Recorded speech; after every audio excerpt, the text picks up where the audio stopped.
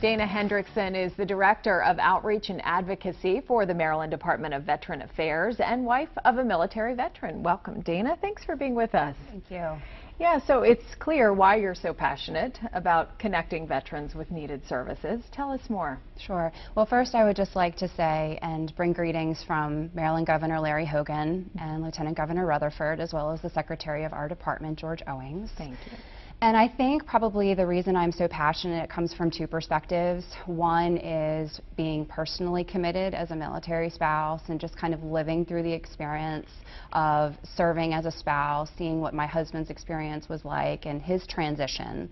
So there's a personal commitment that drives my passion, but I think it's also a professional commitment, and it's having the knowledge that our leadership is equally as committed that helps really truly drive the passion as well.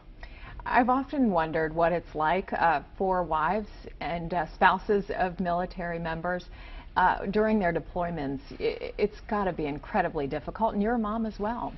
Tell us what that experience has been like for you. Sure. Well, we had a total of 4 deployments while my husband was serving on active duty, and he deployed for the first time when our second son was 3 weeks old. And it was an experience unlike no other. But it was incredibly empowering in the long run because you learn to find your inner strength. You learn to recognize that you can't always be in control. You also learn to recognize the things that really truly matter and taking things one day at a time and just being so appreciative of everything that our military is doing to support us and keep us safe. So it has been a challenge, but it was an incredible growth opportunity as well. So you're reaching out and helping a lot of veterans as they return home with needed services. What are the services that you're helping provide? Well, as Director of Outreach for the Maryland Department of Veterans Affairs, it's our program's mission to ensure that we're educating and informing veterans, active duty service members, as well as their families on any variety of services that might be offered, whether it's at the federal VA level or the state VA level, or also informing them of services that are available within the community. We do that in a number of different ways, but within our department we have 5 main programs. We have a service program that assists veterans with acquiring benefits. We operate Charlotte Hall Veterans Home in Southern Maryland.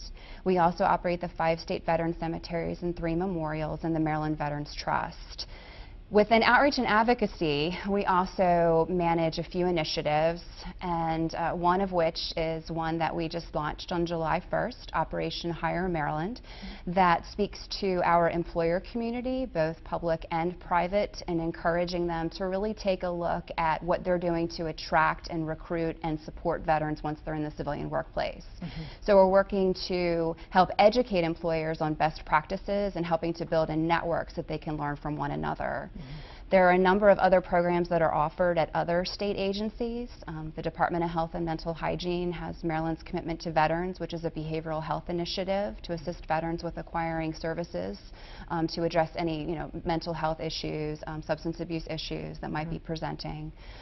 Housing and Community Development has the Maryland Mortgage Program, Maryland Homefront, that assists veterans and service members with acquiring funding with reduced interest rates and things like that. So there's a lot going on. Yeah.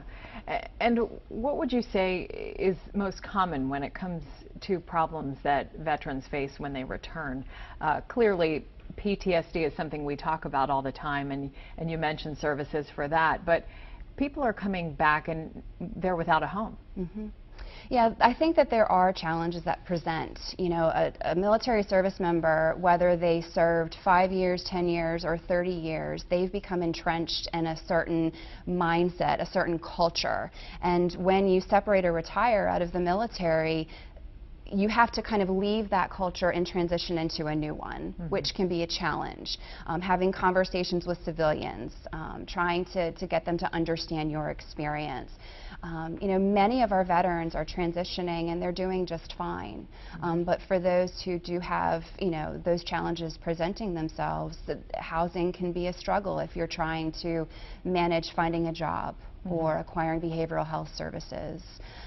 So we're really paying attention to that and doing what we can to make sure that we're addressing those issues. Sounds like veterans have a great support system here. I believe so. Yeah. How do they apply for help?